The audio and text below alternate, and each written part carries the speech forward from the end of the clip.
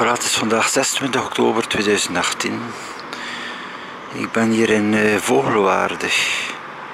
Nog 9 kilometer van Hulst. Een 15-tal kilometer van Terneuzen. Ja, de bus is ondertussen ook al meer dan 5 minuten te laat. Nu kan het hier zien, veel volk aan het busstation hier. Natuurlijk, studenten zijn wel verplicht van de bus te pakken, want er is geen andere optie. Voilà, hier de baan rechtdoor. Einde baan naar links. 8 kilometer en je zit in Hulst. Het is ondertussen al 8:34. Dus die bus is hier al na 2 minuten, 10 minuten te laat. Dus ja, zie je, de bus is terug 10 minuten te laat. Ja, op zichzelf is dat misschien wel weinig, maar er zijn ook overstappingen die de mensen moet maken. Dus de overstapbus kan vaak geen 10 minuten of 15 minuten wachten. Je zit hem kwijt en je moet een uur wachten. Voilà, ondertussen is de bus al 10 minuten te laat die naar Terneuzen moet gaan. Ik sta hier op het eindpunt van Vogelwaarde, dus laat ons zeggen, langs hier komt de bus uit Kloosterzande en dan gaat hij hier naar de ingang van Vogelwaarde en dan naar rechts de haltes om verder te gaan naar Zaamstad en Terneuzen. Voilà, zo dadelijk moet ook de bus komen van Terneuzen, dus die hier via Vogelwaarde naar Kloosterzande naar Hulst gaat. Over enkele minuten. Maar dus je ziet het probleem, ik overdrijf niet. Ik heb nu gelukkig de fiets bij. Ik moet op een later tijdstip zijn in Hulst. Maar ik heb het goed ingeschat, want zoals je ziet. Voilà, nu ook nog het bewijs. Dus de bus 10 voor Terneuzen is er nog steeds niet. Dus die is momenteel al 11 minuten over tijd. Natuurlijk hebben we begrip met overmacht, maar ik wil wel een keer terugtonen. Als je moet overstappen, straks in Terneuzen, naar Goes, naar het treinstation, daar zijn er wel 2 bussen per uur, maar toch, je zit weer aan het probleem.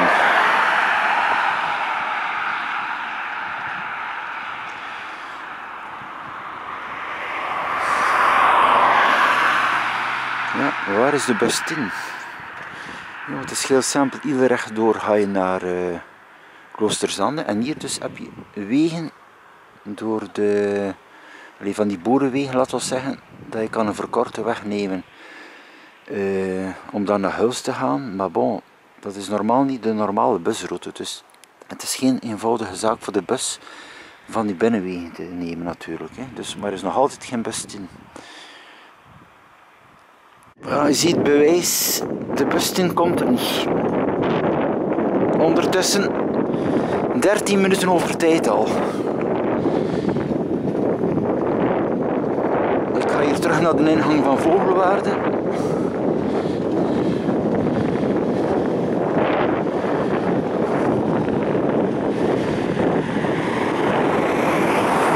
Ik wil toch ook even tonen via die film dat ik hier geen verhalen vertel.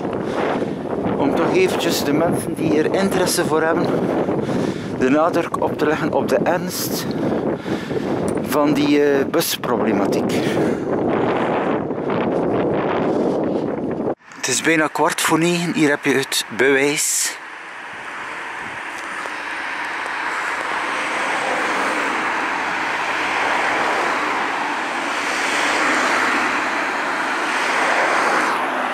Het drukke verkeer, de bus is er nog steeds niet.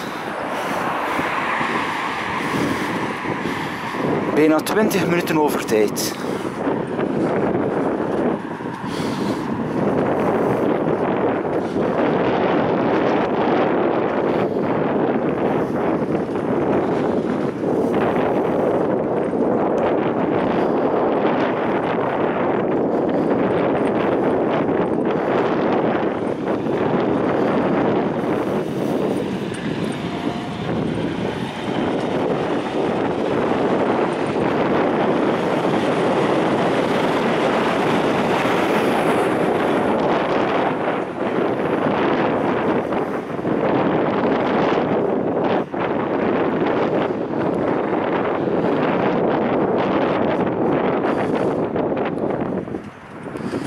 Pardon, is de bus hier al gekomen? Nee, maar die zou op 50 komen. Heeft hij een half uur vertraging?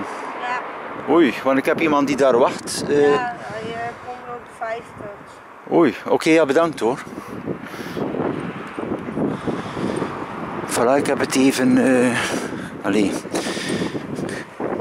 niet direct op mensen gefilmd aan de bus gehaald, toch voor de privacy. Maar toch even om te tonen dat ik hier geen verhaal vertel. Dus aan iedere verantwoordelijk en de mensen die er interesse voor hebben, we hebben er genoeg van. De bus komt rond 50. Dus de bus heeft 25 minuten vertraging.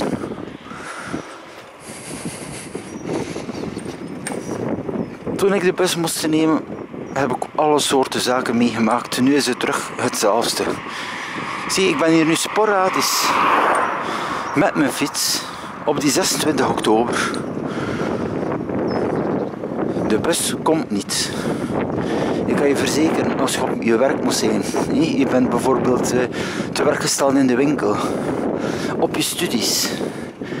Men is het gewoon zat van excuses te moeten geven van de bus was weer niet, er is weer overmacht geweest. Dat kan absoluut niet.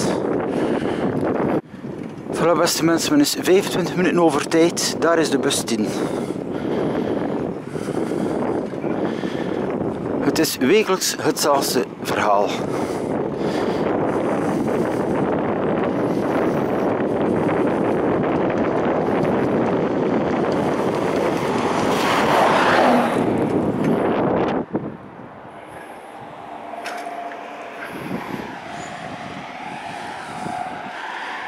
Hier hebt u het bewijs. Als u dit aanvaardbaar kan noemen, ik kan dat niet aanvaardbaar noemen.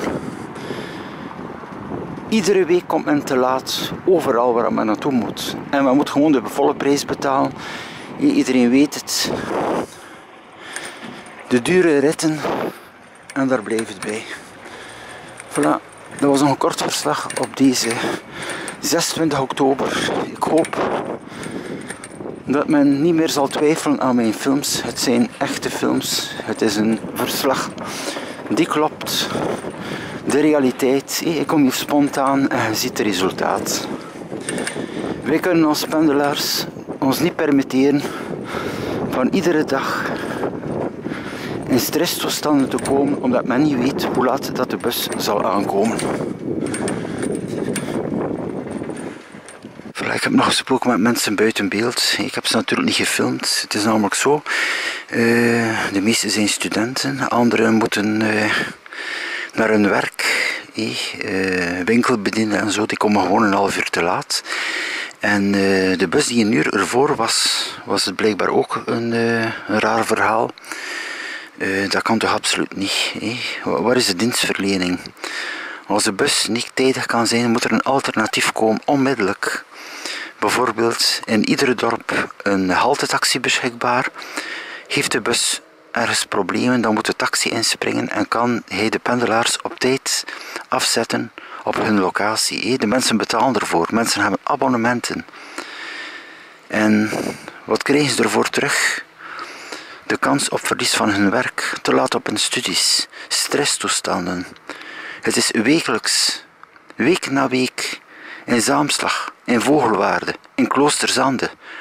Het wordt toch echt de tijd dat er een politieke ingreep komt, of niet? Voilà, bedankt om deze reportage van de 26 oktober mee te volgen.